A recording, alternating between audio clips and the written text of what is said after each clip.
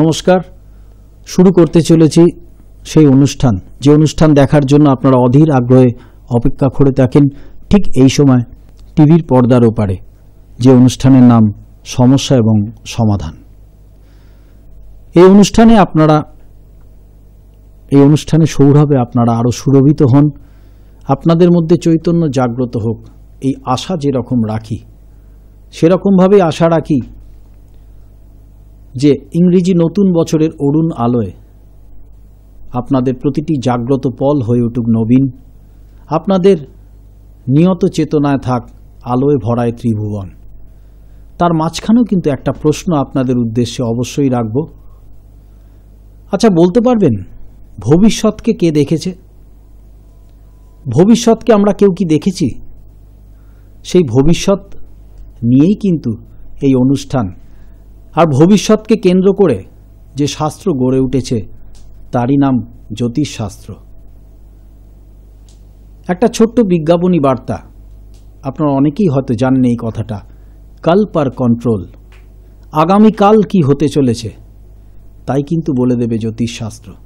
কোনো জাতক বা জাতিকার কোন সময়টা সুসময় আসতে চলেছে, কোন সময় সে পার্থিব সমস্ত কিছু থেকে তার বিপদ ঘনিয়ে আসতে পারে, তাই কিন্তু আগাম জানিয়ে দেয় যে শাস্ত্র, তারই নাম জ্যোতিষশাস্ত্র।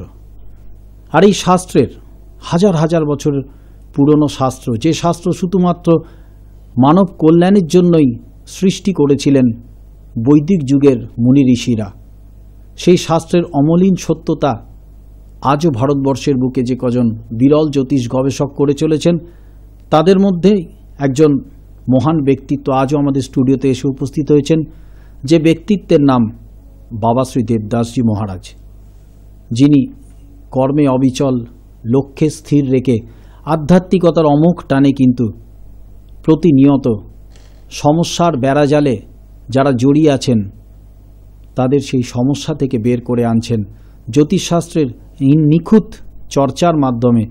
তার সূক্ষ্ম প্রতিফলন কিন্তু তাদের জীবনে বছরের পর বছর ঘটে আসছে। আর এই ব্যক্তিত্বের সম্পর্কে একটি কথাই বলা যায় যে পিতামাতার একমাত্র পুত্র সন্তান, যিনি লক্ষ্যে স্থির আছেন একটি আশ্রম গঠন করার জন্য, তার এই কল্পনা আজ কিন্তু বাস্তবায়ন ঘটতে চলেছে।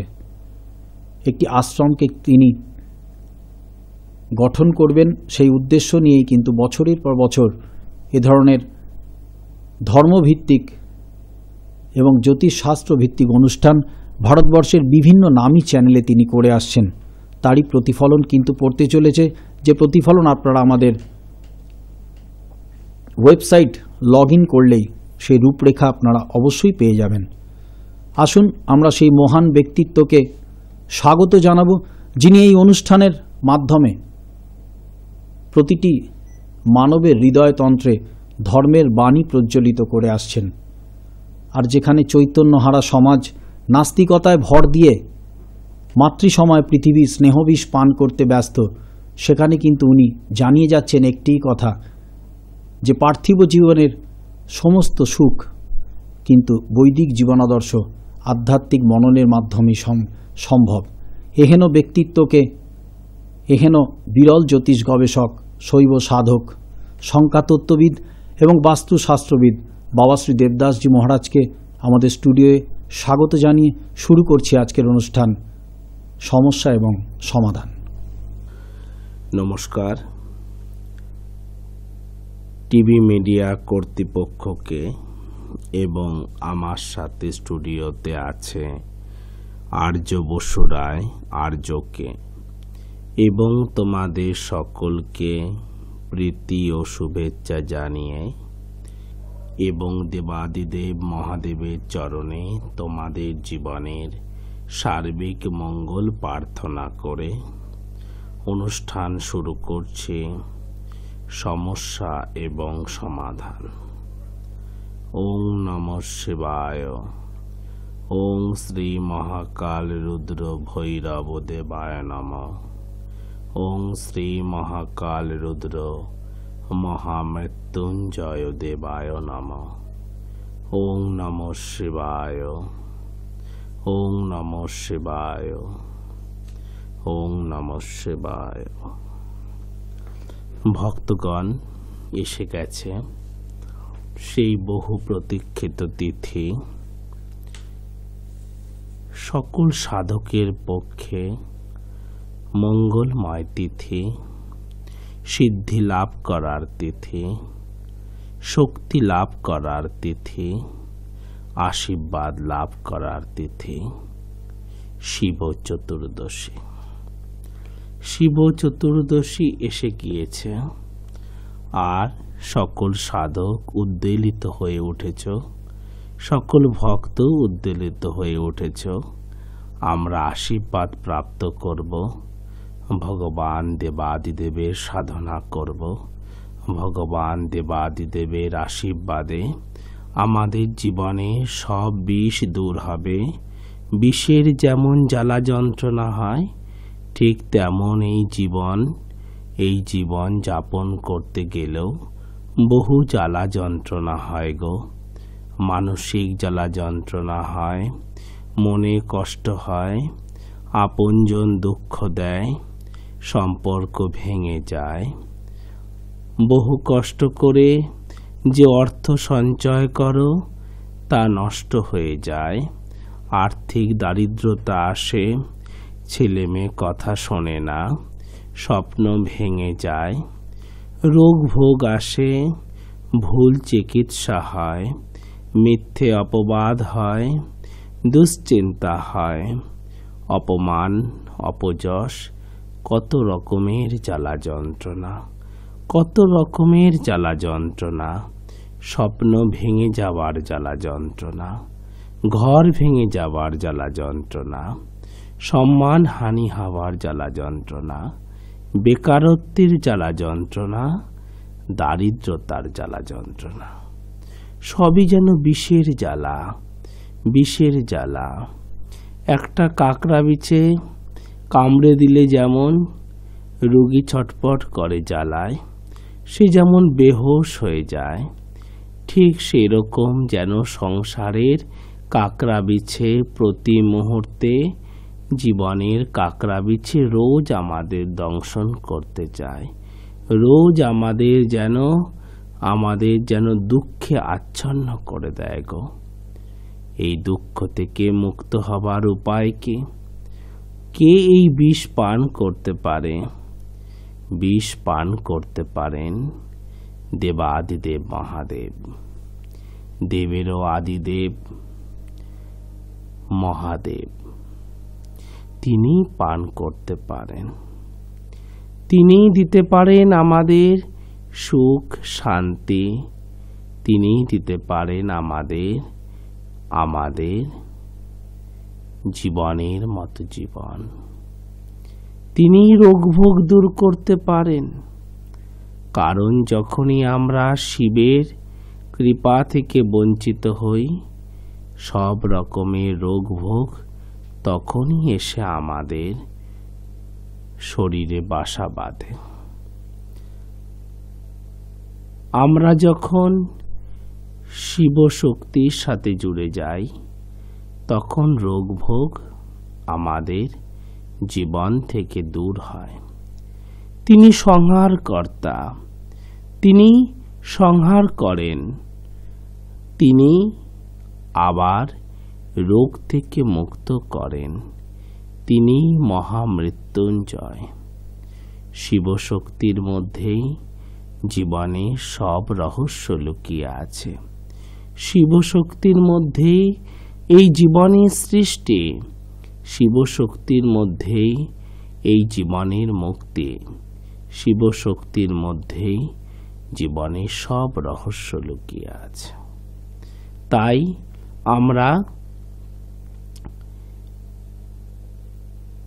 আমরা ভক্তি ভরে আমরা শৈব সাধনা করব। তিনি নীলকণ্ঠ হয়েছিলেন বিষ পান করে। তিনি সোনার লঙ্কা দিয়ে দিয়েছিলেন রাবণকে।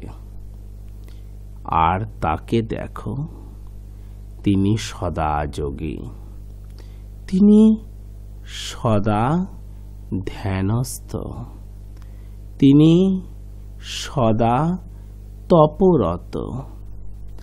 অর্থাৎ শৈব সাধনাতেই আছে তপস্যা, তপ। মহান কিছু প্রাপ্ত হওয়ার জন্য কিছু দুঃখ সহ্য করে নেওয়া, তাই হলো তপ। আর শৈব সাধনা তো শুরুই তপ দিয়ে। ভগবান বলেছেন, আমার মাথায়, আমার এই শৈব মূর্তিতে, আমার এই প্রস্তর লিঙ্গে শুধুমাত্র এক ফোঁটা জলেই আমি সন্তুষ্ট। কিন্তু জানো, জল তোমাকে আনতে হবে একেবারে মনন, একেবারে ভক্তি রস দিয়ে, একেবারে অটুট বিশ্বাস দিয়ে। তিনি বলেননি যে আমাকে একটা সোনার মুকুট দিলে আমি সন্তুষ্ট।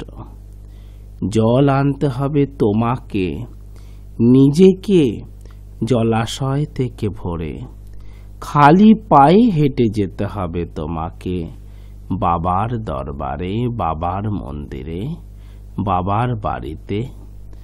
আর নিজেকে সেই জল তোমায় চড়াতে হবে। তাহলে এই যে খালি পায়ে যে দীর্ঘ পথ তোমরা চলছ, তারকেশ্বর যাচ্ছ, জলপেশ যাচ্ছ, এখানেই তো তপ হচ্ছে, তপস্যা হচ্ছে। তপস্যা এখানেই তো হচ্ছে। তো দেখো, ভগবান শিব সর্বদাই তিনি তপরত।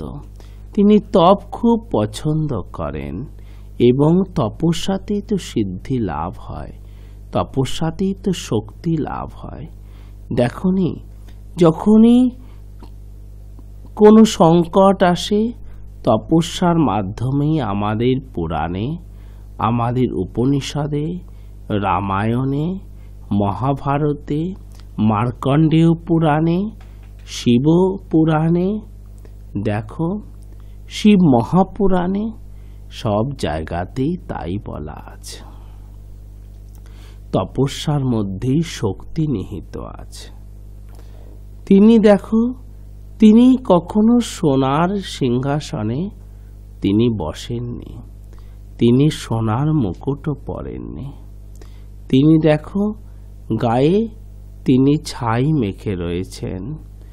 তিনি দেখো যে সর্বদাই তিনি ব্যাঘ্র ছালের ওপরে সাধনারত। শৈব কৃপা যদি তুমি লাভ করো, ধন সম্পদ, পুত্র সন্তান, মান যশ, রোগমুক্তি, শাপমুক্তি, বন্ধন মুক্তি, সব কিছুই সম্ভব এই শৈব কৃপাতে। শৈব কৃপা তোমায় লাভ করতে হবে। আর কৃপা লাভ করতে গেলে তোমাকে সাধনা করতে হবে, তোমাকে সাধতে হবে। যেমন তোমার ছোট ছেলেটি, দেখো তাকে যখন তুমি খাওয়াতে নাও, যে ছেলেটির তোমার বয়স 2 বছর, 2.5 বছর, 3 বছর, 4 বছর, 5 বছর, 6 বছর, দেখো একবার তাকে খাবার কথা বললে, খাবারের থালা বা পাত্র নিয়ে একবার সোফায়, একবার টিভির ঘরে, একবার ড্রয়িং রুমে, একবার বেডরুমে, একবার বিছানার ওপর, কত জায়গায় না তোমাকে দৌড় করায় সে, তবে সে খায়, তবে সে খায়, তবে তোমাকে সাধতে হয়। নে বাবা খেয়ে নে, বাবা অফিসে যাবে, নে বাবা খেয়ে নে, আমি অফিসে যাব, নে বাবা খেয়ে নে, আমার কাজ আছে, নে বাবা খেয়ে নে, আমি একটু ব্যাংকে যাব। এতবার সাধ্যে তবে তোমার সোনামণি খায়। সাধ্যে হবে, সাধনা করতে হবে। আর এই সাধনাই ভক্তকে করতে হয় ভগবানকে, যে সাধনা মীরা করেছিলেন, যে সাধনা যুগে যুগে সাধকরা করেছেন। ভগবানকেও একবারে বললেই ভগবান খান না। কেন? কারণ আমাদের বলবার মধ্যে অহংকার থাকে, আমাদের বলবার মধ্যে কাম থাকে। কিরম থাকে? নে ভগবান আমার মঙ্গল করে দাও, এটা খেয়ে নাও। একদম ঘিয়ের লাড্ডু আমি এনে দিয়েছি। আর্য কোথায় পয়সা পাবে? আর্য তো ওই ফুটপাতের 2 টাকার লাড্ডু দিয়েছে। আমি একদম তোমাকে ব্র্যান্ডেড কোম্পানি 12 টাকার লাড্ডু দিয়েছে। ভগবান তুমি আমার কথাটা শোনো। অহংকার যুক্ত আছে। ভগবান কি লাড্ডু খাবার জন্য তোমাকে সাধনা বলছেন? তোমার জীবনের দুঃখ দূর করার জন্য তিনি সাধনার কথা বলছেন। আমাদের কাম থাকে, ভগবান আমাকে মুক্ত করে দিও, আজ রাতে বড় বিপদে পড়েছি, আজ যেন আমি মান সম্মান নিয়ে আমি যেন কোনো বিপদে না পড়ি, যেন কোনো চুরি ডাকাতি না হয়, আমি যেন বাড়িতে পৌঁছে যাই। আমি কালকেই গিয়ে তোমাকে আমি 101 টাকার সন্দেশে পুজো দেব। পৌঁছে দিলে তবে পুজো দেব। আর পৌঁছে যদি না দাও, ভগবান কি করলে আমি এখন কোথা থেকে দেব, কি করে দেব? এটা হয়ে গেল কন্ডিশনাল লাভ। তুমি আমায় এটা দাও তো আমি তোমায় ওটা দেব। সেটা পার্থিব জীবনের ভালোবাসা। হ্যাপি নিউ ইয়ারে তুমি বন্ধু বা বান্ধবীকে এটা দিচ্ছ, ও তোমাকে এটা দিচ্ছে। আজকে তুই ফুচকা খাওয়ালি, কালকে আমি তোকে রোল খাওয়ালাম। ভ্যালেন্টাইন্স ডেতে বন্ধু এই গিফট করছে তো বান্ধবী ওই গিফট করছে। ভগবানের কাছে কন্ডিশনাল লাভ নয়, শর্ত সাপেক্ষ ভালোবাসা ভগবান পছন্দ করেন না। শর্তের ঊর্ধ্বে উঠে ভালোবাসা, নিঃশর্ত ভালোবাসা, আনকন্ডিশনাল লাভ। ভগবান আমি তোমার সন্তান মাত্র, তুমি আজ রাতে আমি বড় বিপদে পড়েছি, তুমি আমাকে বিপদ মুক্ত করে আমাকে তুমি ঘরে পৌঁছে দাও। আমার সাথে যেন কোনো চুরি ডাকাতি অপমান অপযশ কিছু না হয়।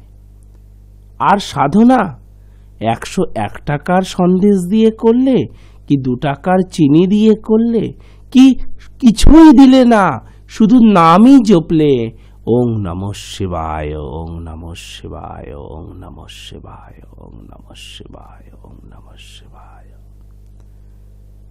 শুধু নামই জপলে ভগবান তো তাতেই খুশি, কারণ তিনি আমাদের পিতা, তিনি আমাদের মাতা। তুমি যদি তোমার মাকে বলো, মা আমি তোমায় এটা দেব, তুমি আমায় ভালোবাসবে তো? বাবা আমি তোমায় এটা দেব, তুমি আমায় ভালোবাসবে তো? তুমি যখন তার সন্তান, তুমি দাও আর না দাও, এক অকৃত্রিম ভালোবাসা তোমার প্রতি, সন্তানের প্রতি তো বাবা মায়ের আছেই, থাকে। অকৃত্রিম ভালোবাসা, আর্টিফিশিয়াল ভালোবাসা নয়। কোনো অফিসের রিসেপশনিস্টের মিষ্টি হাসি নয়, কোনো এয়ারলাইন্সের এয়ার হোস্টেসের শুধুমাত্র শুকনো হাসি নয়। ওটা কৃত্রিম ভালোবাসা, ওটা কৃত্রিম। তুমি গেস্ট, তার ডিউটি তোমাকে রিসিভ করা। কিন্তু পিতামাতার সন্তানের প্রতি যে ভালোবাসা, এটা আনকন্ডিশনাল লাভ, অকৃত্রিম ভালোবাসা। এর মধ্যে কিছু আর্টিফিশিয়াল নেই। ভগবানকে অকৃত্রিম ভালোবাসতে হবে। चाहे सुख में राखो या दुख में, सदा प्रभु का नाम हो मुख में। আমি যদি উঁচু উঁচু সফলতা পাই তবেই বলবো ওং নমঃ শিবায়, ওং নমঃ শিবায়, ওং নমঃ শিবায়। কিছু হচ্ছে না, 2 বছর ধরে খুব খারাপ যাচ্ছে সময়টা, শিব ভুলে গেলাম, শিব আর শিব নেই। আর আমি হায় আমার কি হলো, হায় আমার কি হলো। যখন ভক্ত প্রহ্লাদকে অগ্নিতে নিক্ষেপ করা হয়েছে, তখনও ভক্ত প্রহ্লাদ সেই একই নাম জপছে, শ্রী বিষ্ণু শ্রী বিষ্ণু শ্রী বিষ্ণু, নারায়ণ নারায়ণ নারায়ণ বিষ্ণু। ওই একই শব্দ সে জপছে। সে দুঃখে থেকেও সে কিন্তু প্রভুর নাম ভুলে যাচ্ছে না। তখনই প্রভু তাকে উদ্ধার করতে আসছেন। যখন দ্রৌপদীর বস্ত্র কেড়ে নেওয়া হচ্ছে, তখন বলছে না, আরে আরে আমার কি হলো, আমার কি হলো। অটুট বিশ্বাস, অটুট বিশ্বাস।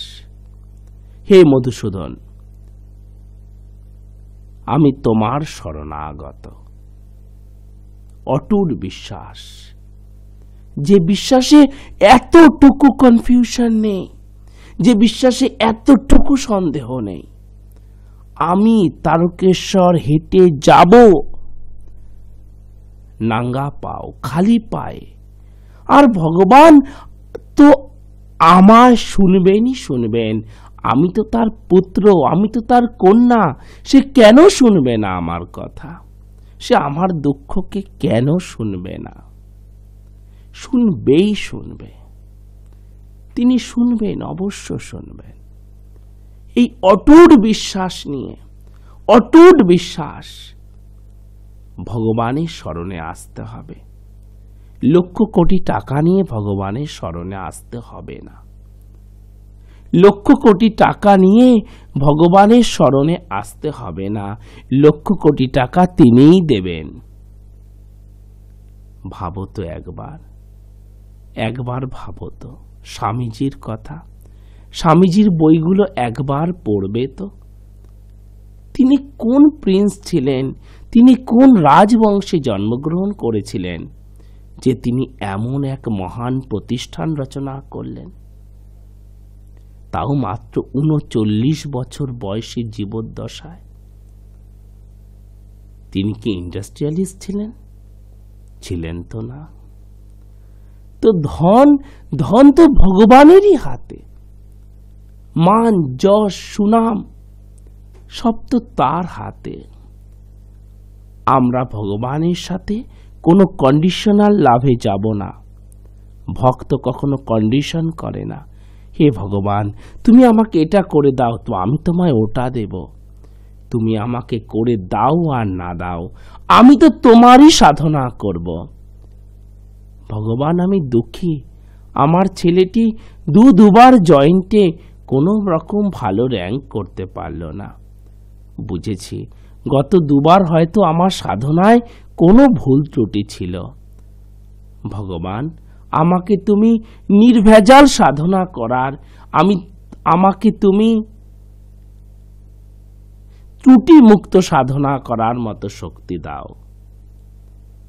দেখো ভগবান তোমায় শুনবেনই শুনবেন।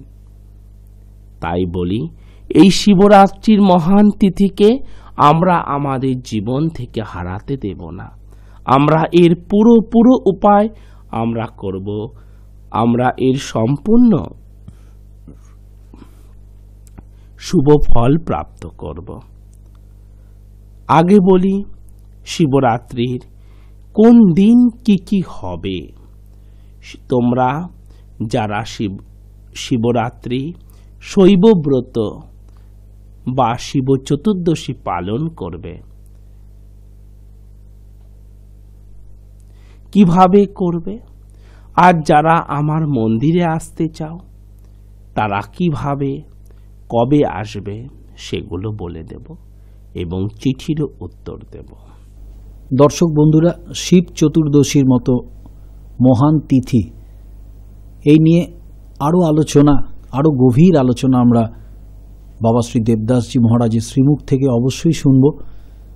তার আগে সত্যি অনুষ্ঠান শুনতে শুনতে এ কথাই মনে হয় যে তার গহন প্রসারী ধর্মীয় কথায় প্রাণিত হতে হতে, তার প্রতি বিশ্বাসে উদ্বুদ্ধ হতে হতে, তার ধ্যানে শান্তায়িত হতে হতে মন কিন্তু এ কথাই বলে ওঠে, হে মহান, সুন্দর করো, নির্মল করো।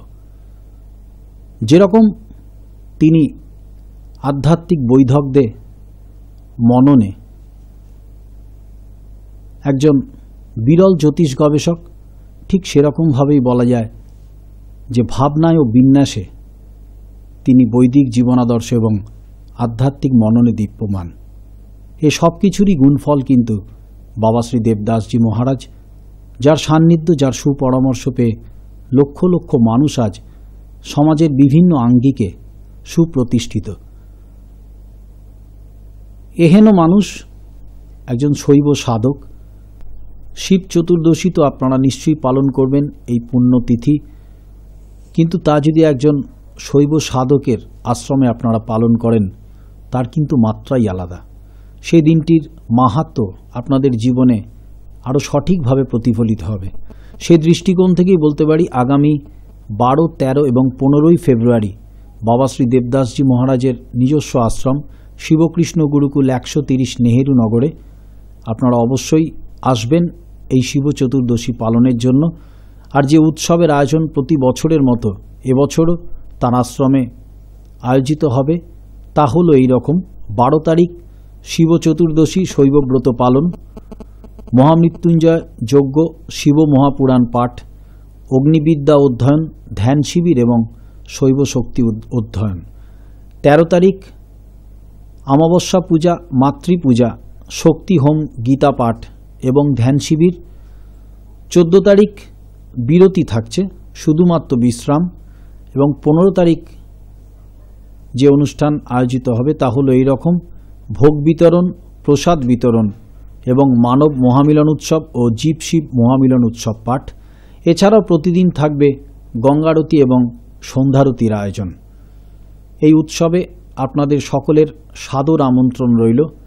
অবশ্যই আপনারা 11 তারিখ বাবা শ্রী দেবদাসজি মহারাজের নিজস্ব আশ্রম শিবকৃষ্ণ গুরুকুলে আসবেন। এই দিনটি অর্থাৎ শিব চতুর্দশী পালন করার জন্য একজন শৈব সাধকের আশ্রমে, যে আশ্রমে এই দিনটি পালন করলে তার মাত্রা আরও বেড়ে যাবে, আপনাদের জীবনে এই দিনটির মাহাত্ম্য আরও বেশিভাবে প্রতিফলিত হবে। এবার কিন্তু আপনাদের অধীর আগ্রহের অবসান হবে, কারণ আমরা সরাসরি চিঠির উত্তরে চলে যাব। কিন্তু তার আগে যে কথাটি আপনাদের জানানোর আবশ্যকতা আছে তা হলো বাবা শ্রী দেবদাসজি মহারাজের মতো মহান ব্যক্তিত্বের কাছে এই মুহূর্তে ভারতবর্ষের বুকে এবং অ্যাব্রডেও ওনার শিষ্য শিষ্যারা আছেন। দীক্ষিতের সংখ্যা প্রায় 1,70,000। 1,70,000 পরিবার ওনার কাছে দীক্ষিত। আপনারাও যদি ওনার কাছে দীক্ষিত হতে চান তাহলে এই মহান তিথি অর্থাৎ শিব চতুর্দশীর দিন আপনারা অবশ্যই শিবকৃষ্ণ গুরুকুলে ওনার সান্নিধ্য লাভ করে ওনার কাছে দীক্ষা লাভ করতে পারেন। আপনাদের সকলের জন্য আরও একবার সাদর আমন্ত্রণ রইল শিবকৃষ্ণ গুরুকুলে। এখন আমরা সরাসরি চিঠির উত্তর দানে চলে যাচ্ছি। আজ আমরা লটারির মাধ্যমে উত্তরবঙ্গের একটি চিঠি পেয়েছি এবং সে চিঠি দিয়েই আমাদের চিঠির উত্তরদান শুরু করছি। চিঠিটি পাঠিয়েছেন প্রীতিকণা পাল, জলপাইগুড়ি থেকে। উনি লিখছেন, শ্রদ্ধেয় বাবা শ্রী দেবদাস, পত্রের প্রথমেই জানাই আপনাকে আমার প্রণাম। বাবা, সিসিএন নেটওয়ার্কে আপনার অনুষ্ঠান দেখছি কয়েক মাস যাবৎ।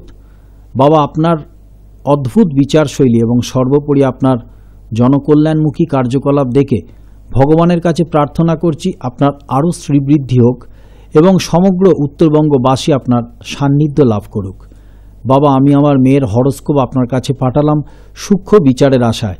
মেয়ের বিয়ে নিয়ে খুবই দুশ্চিন্তার মধ্যে দিন কাটছে আমার। সমস্যাটি হলো আমার মেয়ের বিয়ে কবে হবে এবং পাত্র নির্ধারণের ক্ষেত্রে কোথায় যোগাযোগ করব, ঘটক, সংবাদপত্র না কম্পিউটার ম্যাচিং সেন্টারে। দ্বিতীয়, বিয়েটা বাড়ি থেকে কত দূরে হবে এবং পাত্র কোন কর্মক্ষেত্রের সাথে যুক্ত থাকবে তার যদি একটু ধারণা দেন তাহলে খুব ভালো হয়। তৃতীয়, মেয়ের শুভ রং, দিক এবং মাঙ্গলিক চিহ্ন কি হবে। চতুর্থ, ছেলের উচ্চতা কেমন হবে এবং কোথা থেকে যোগ হবে, উত্তরবঙ্গে না দক্ষিণবঙ্গে। বাবা, আমি আগে যার কাছে বিচার করিয়েছি উনি যা যা বলেছেন কিছুই তো ঘটছে না। পাত্র নির্ধারণের ক্ষেত্রে সংবাদপত্রে বিজ্ঞাপন দিতে বলেছিলেন। আমি 5 বার উত্তরবঙ্গ সংবাদে বিজ্ঞাপন দিয়েছি কিন্তু এখনো পর্যন্ত কিছুই হয়নি। শনির 7.5 জন্য প্রতিকারও নিয়েছি, উনি বলেছিলেন প্রতিকার ধারণের ফলস্বরূপ 2008 সালের ভিতর বিয়ে হয়ে যাবে, কিন্তু বাবা 2009 শেষ হতে চলেছে, এখনও আমার কন্যার বিবাহ হয়নি, ভালো যোগ এসেও কেটে যাচ্ছে। বাবা, এমত অবস্থায় আপনি বলে দিন আমি কি করব? আমার কন্যার বিবাহ কি শেষ পর্যন্ত দিতে পারবো? বাবা, আশায় আশায় আমার দিন চলে যাচ্ছে, আমার পারিবারিক পরিস্থিতিও দিন দিন খারাপ হয়ে আসছে। বাবা, আপনি যদি আমার চিঠির উত্তর লিখে পাঠান তাহলে খুব ভালো হয়, কারণ সিসিএন নেটওয়ার্ক শিলিগুড়িতে আমরা যে অনুষ্ঠান দেখছি তা সবই আগে রেকর্ডিং করা অনুষ্ঠান। আপনি যদি চিঠির উত্তর কুরিয়ারে পাঠান তাহলে খুব ভালো হতো। আমি আশা রাখছি আপনি আমার এই দুরবস্থা বুঝবেন এবং আমার চিঠির উত্তর শীঘ্রই দেবেন। আমি বাবা 200 টাকা পাঠালাম আপনার আশ্রমের সেবামূলক কাজে লাগাবার জন্য। যদিও আমার এই অনুদান খুবই সামান্য, তবু আমি আশা রাখছি আপনি এটি গ্রহণ করবেন। এটি শ্রদ্ধান্তে প্রীতিকণা পাল। প্রীতিকণা দেবী, আপনার চিঠির উত্তর আমরা নিশ্চয়ই মহারাজের শ্রীমুখ থেকে শুনে নেব। তবু একথাই বলি যে জ্যোতিষশাস্ত্রের সূক্ষ্মাতি সূক্ষ্ম বিচার, নির্ভুল গণনা কিন্তু জাতক জাতিকার জীবনে সঠিক ভাগ্যান্বেষণ এনে দেয়, এবং সেই দৃষ্টিকোণ থেকেই বলতে পারি এই শাস্ত্রের অমলিন সত্যতা কিন্তু আজও বজায় রেখে চলেছেন ভারতবর্ষের বুকে যে কজন মহান ব্যক্তিত্ব, তার মধ্যেই কিন্তু একজন বাবা শ্রী দেবদাসজি মহারাজ।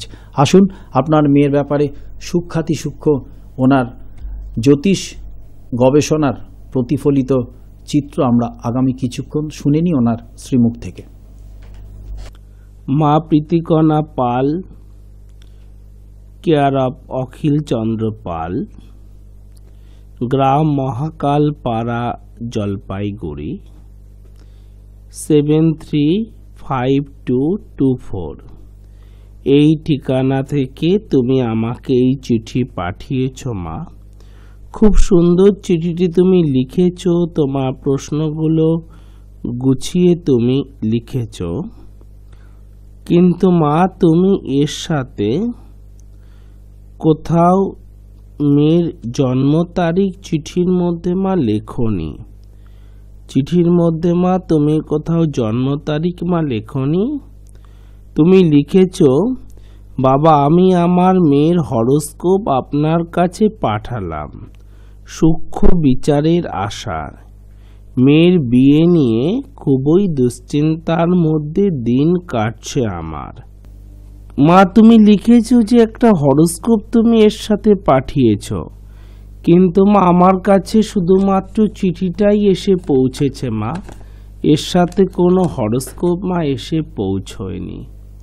এর সাথে কোনো হরোস্কোপ এসে পৌঁছয়নি। আর তুমি এখানে এই চিঠির মধ্যে কোথাও তুমি মেয়ের নাম বা জন্ম তারিখ আলাদা করে লেখনি। তাই মা বড় ইচ্ছে ছিল তোমার এই চিঠিটার উত্তর দেবার, কিন্তু মা কিছুই এর সাথে নেই, হরোস্কোপ কিন্তু মা এর সাথে আসেনি। কেমন? তুমি আমাকে আবার চিঠি লিখো, আমি উত্তর দেব। মনে বড় দুঃখ থাকলেও যে তোমার চিঠির উত্তরটা দিতে পারলাম না, কিন্তু মা তুমি একটা কাজ করো, চিঠির মধ্যেই মেয়ের নাম, জন্ম তারিখ, জন্ম সময় আর জন্মস্থান লিখে দিও। কেমন? আমি অবশ্যই উত্তর দেব, অবশ্যই উত্তর দেব। মনে দুঃখ নিও না। ভগবান তোমাদের মঙ্গল করুন। প্রীতিকণা দেবী, আপনি শুনলেন মহারাজের মুখ থেকে যে কি কারণে আপনার চিঠিটি পড়া গেল না। আপনি আপনার চিঠির সঙ্গে যে মেয়ের হরোস্কোপটি পাঠিয়েছিলেন, যে কোনো কারণেই হোক সেটি আমাদের কাছে এসে পৌঁছয়নি, কিন্তু আপনি আশান্বিত থাকতেই পারেন। আপনি আবার চিঠি পাঠান, নিশ্চিতভাবে আমরা এই অনুষ্ঠানের মাধ্যমেই আপনার মেয়ের ব্যাপারে আপনার চিঠির পুঙ্খানুপুঙ্খ বিশ্লেষণ আমরা মহারাজের শ্রীমুখ থেকে অবশ্যই শুনে নেব। আমরাও আশায় রইলাম যে আপনি আমাদের কাছে অবশ্যই চিঠি পাঠাবেন আপনার। তবে এবারে চিঠিতে আপনি অবশ্যই উল্লেখ করবেন আপনার মেয়ের নাম, জন্ম তারিখ, জন্ম সময় এবং জন্মস্থান। মনে রাখবেন চিঠির মধ্যেই এই 4টি ব্যাপার আপনি উল্লেখ করে আমাদের কাছে চিঠি পাঠাবেন। নিশ্চয়ই আমরা এই চিঠির উত্তর মহারাজের শ্রীমুখ থেকে নিয়ে নেব। সেরকমভাবে আরও একটি চিঠি আমরা আজকে মহারাজের কাছে রাখবো। চিঠিটি পাঠিয়েছেন বিশ্বজিৎ দাস, বিরাটি থেকে। উনি লিখছেন, পূজনীয় বাবা, সর্বপ্রথমে আপনি আমার প্রণাম নেবেন। আপনার অনুষ্ঠান আমি নিয়মিত দেখতে ভালোবাসি। বাবা, আমার ছেলের সম্বন্ধে আপনার কাছে বিশদভাবে জানতে ইচ্ছুক। আমার ছেলের জন্ম তারিখ 15/11/1997, শুক্রবার রাত 12:30, জানি না এটাকে শনিবার ধরব কিনা, কলকাতায় জন্ম। বাবা, আজকাল ওর পড়াশোনা একেবারেই মন নেই, আচার আচরণ অনেক বদলে গেছে। ওর পড়াশোনা এবং ভবিষ্যতে কি হবে, কি করলে ভালো ফল পাবো, আপনি একটু বিস্তারিত বলে দিলে উপকৃত হই। ওর যদি কোনো দোষের প্রতিকার করতে হয় সেটাও বললে ভালো হয়। কখন সময়টা ভালো যাবে সব কিছুই জানতে পারলে ভালো হবে। ছেলের নাম সন্দীপন দাস, ইতি বিশ্বজিৎ দাস, শরৎ কলোনি, বিরাটি। বিশ্বজিৎবাবু, আপনার ছেলের ব্যাপারে অর্থাৎ সন্দীপনের ব্যাপারে বিশদ বিশ্লেষণ আমরা মহারাজের শ্রীমুখ থেকে শুনে নিচ্ছি।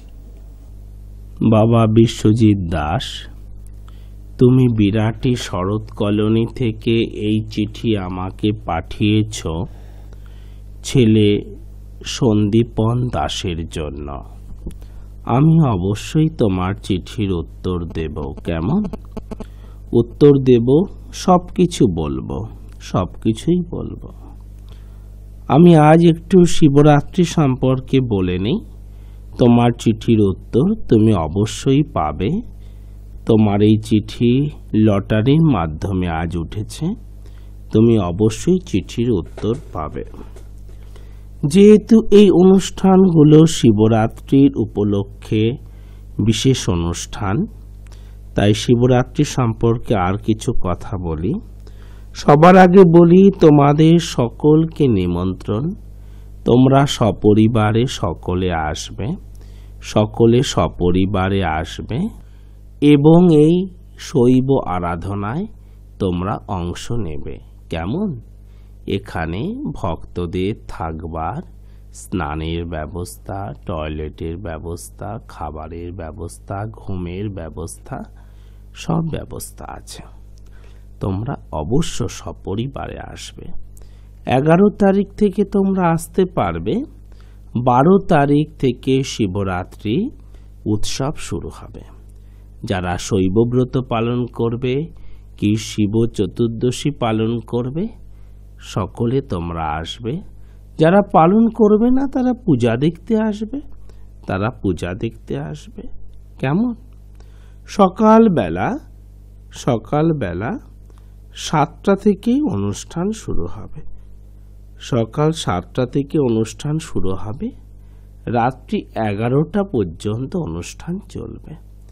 রাত্রি 11টা পর্যন্ত অনুষ্ঠান চলবে। সন্ধেবেলা সন্ধ্যা আরতি হবে, গঙ্গা আরতি হবে। সন্ধ্যা আরতি হবে, গঙ্গা আরতি হবে, ধ্যান শিবির হবে, ধ্যান শিবির হবে। কেমন? অগ্নিবিদ্যা শেখানো হবে, শিব শক্তি শেখানো হবে, শিব শক্তি শেখানো হবে। তোমরা সকলে আসবে। এবার বলি যে শিবরাত্রি সম্পর্কে বলছে, স্কান্দ পুরাণে বলা হয়েছে, স্কান্দ পুরাণে বলা হয়েছে মাঘ মাসস্য শেষে বা প্রথমে ফাল্গুনশ্চ। স্কান্দ পুরাণে বলা হয়েছে মাঘ মাসস্য শেষে বা প্রথমে ফাল্গুনশ্চ কৃষ্ণা চতুর্দশী সাতু শিবরাত্রি চতুর্দশী। কৃষ্ণা চতুর্দশী সাতু শিবরাত্রি চতুর্দশী। স্কান্দ পুরাণে এই কথা বলা হয়েছে। অর্থাৎ আমরা যদি এর বাংলা মানে করি তাহলে তাই হয় যে মাঘ মাসের শেষে বা ফাল্গুন মাসের প্রথমে কৃষ্ণপক্ষের যে চতুর্দশী তাই শিব চতুর্দশী। অর্থাৎ মাঘী পূর্ণিমার পরের চতুর্দশী শিবরাত্রি চতুর্দশী। অর্থাৎ মাঘী পূর্ণিমার পরের যে চতুর্দশীটা সেটা হচ্ছে শিবরাত্রি চতুর্দশী। স্মৃতিতে বলা হয়েছে প্রদোষ ব্যাপিনী গ্রাহ্যা শিবরাত্রি চতুর্দশী। প্রদোষ ব্যাপিনী গ্রাহ্যা শিবরাত্রি চতুর্দশী। অর্থাৎ তার বাংলা মানে যদি আমরা এটা করি, তাই হয় যে পূর্বদিনের মহানিশীতে চতুর্দশী অলাভ হইলে যদি না থাকে, আগের দিনে যদি রাত্রিবেলা চতুর্দশী না হয়, যদি পরদিনে প্রদোষ সময়ে চতুর্দশী প্রাপ্ত হয় বা চতুর্দশী থাকে, তবে পরদিনই শিবরাত্রি ব্রতটা হবে, আগের দিনে হবে না। আগের দিনে হবে না বলছে যে যদি চতুর্দশীটা যদি আগের দিন রাত্রে না পড়ে, অনেকের ধারণা আছে রাতেই বোধহয় জল ঢালতে হবে, সারাদিন উপোস থেকে বোধহয় রাতেই জল ঢালতে হবে। এমন নয়। চতুর্দশী ছাড়া কখনো শৈব আরাধনা সম্পন্ন হয় না, কখনো চতুর্দশী ছাড়া শৈব আরাধনা সম্পূর্ণ হয় না। তো বলছেন যদি আগের দিন রাত্রে যদি চতুর্দশী না থাকে, তাহলে তোমরা জলটা ঢালবে না। পরদিনের সময় যদি চতুর্দশী থাকে, তবে ওই পরদিনটাকেই তোমরা কিন্তু শিব চতুর্দশী বলে জানবে। এমন কোন কোন বছরে হয়ে যায়। এই নির্দেশ দেওয়া হয়েছে স্মৃতিতে। আর শিববাক্যমে কি বলা হয়েছে? শিববাক্যম গ্রন্থে মহান পবিত্র গ্রন্থ, মহান পবিত্র গ্রন্থ যেমন গীতা, ভগবান শ্রীকৃষ্ণের মুখনিসৃত বাণী। যেমন গীতা ভগবান শ্রীকৃষ্ণের মুখনিসৃত বাণী, যখন তিনি কৃষ্ণ অবতারে এসেছিলেন। আর তিনি যখন এই গীতা জ্ঞান নিজ মুখে, তিনি যে মানব শরীর ধারণ করেছিলেন, নিজ মুখে যখন তিনি অর্জুনকে শুনিয়েছিলেন, তখন সময় থেমে গিয়েছিল। সময় কিছুর জন্য থামে না, সে তার নিজের গতিতে চলে। বক্ত কিসি কে লিয়ে নেহি রুকতে, দিন রাত হয়েই চলে, সূর্য ওঠে সূর্য ডোবে, সব কিছুর জন্য কিছু না কিছু সময় আমাদের ব্যয় করতেই হয়। খাবার জন্য, শোবার জন্য, স্নানের জন্য, হাসবার জন্য, কাঁদবার জন্য সময় লাগে। কিন্তু এই গীতা জ্ঞান যখন ভগবান অর্জুনকে বলেছিলেন, তখন পৃথিবী নয়, সমগ্র সংসারের সময় থেমে গিয়েছিল। সময় এর ঊর্ধ্বে এই গীতা জ্ঞান, অর্থাৎ গীতা জ্ঞান সময়ের ঊর্ধ্বে। গীতা জ্ঞান সময়ের ঊর্ধ্বে।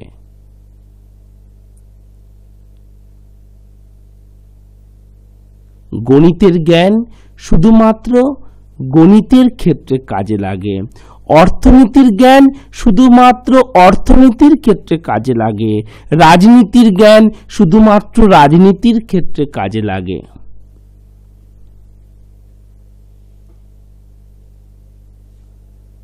সবকিছু একটা সময়ের পরে সেই জ্ঞানটা মূল্যহীন হয়ে যায়, তখন আর তার কোনো প্রয়োজন থাকে না।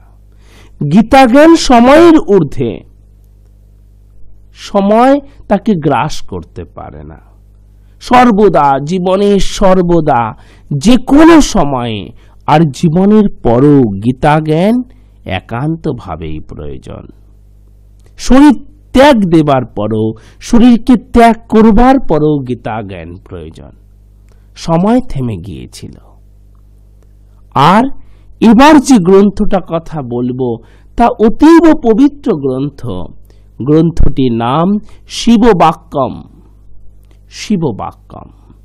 এই শিববাক্যমে ভগবান শিব নিজে বলেছেন, ন স্নানেন, ন বস্ত্রেন, ন ধূপেন, ন চার্চায়া। ন স্নানেন, ন বস্ত্রেন, ন ধূপেন, ন চার্চায়া। তুষ্যামি ন তথা পুষ্পে যথা। তুষ্যামি ন তথা পুষ্পে যথা তত্রোপবাসত। শিববাক্যমে এই শব্দ আছে, এই শ্লোক আছে, যার বাংলা মানে যদি আমরা করি, তা এইরকম আসে যে সদাশিব বলছেন শিবরাত্রির উপবাসই প্রধান কার্য। শিবরাত্রিতে উপবাস প্রধান কার্য। স্নান, ধূপ, বস্ত্র বা পুষ্প। স্নান, বস্ত্র, ধূপ বা পুষ্প দ্বারা অর্চনা করিলে তিনি জানা সন্তুষ্ট হন। একমাত্র উপবাসে তিনি তার থেকেও অধিক বহু অধিক সন্তুষ্ট হন। বললাম ভগবান শিবের সাধনায় তপই শেষ কথা, তপস্যা। এখানে তপস্যাই শেষ কথা। তা বলছে যে যেমন খুব ভালো করে তুমি স্নান করলে, স্নানের উপায় বলবো আমি। শিবরাত্রিতে কিভাবে স্নান করতে হয়, কি বস্ত্র পরতে হয়, কি ধূপ জ্বালাতে হয়, কি কি দিয়ে অর্চনা করতে হয়, এই সব কিছুতে তিনি সন্তুষ্ট। কিন্তু উপবাস থাকলে তিনি আরো বেশি সন্তুষ্ট। তাই ভক্তরা চেষ্টা করবে যে উপবাস থেকে তোমরা শৈব আরাধনা করতে, তা হবে তোমাদের কাছে শৈবব্রত। আর যদি উপবাস না থাকতে পারো তবে খাবার খেয়ে করবে, নিরামিষ খাবার খেয়ে, সেটা শৈবব্রত হবে না, কিন্তু তাতেও শুভ হবে। সেটা হবে শিব চতুর্দশী পালন। আজ আর সময় নেই, সামনের দিন আমি আলোচনা করব। এই চিঠির উত্তর অবশ্যই দেব। বিশ্বজিৎ দাস বাবা তোমার চিঠির উত্তর দেব।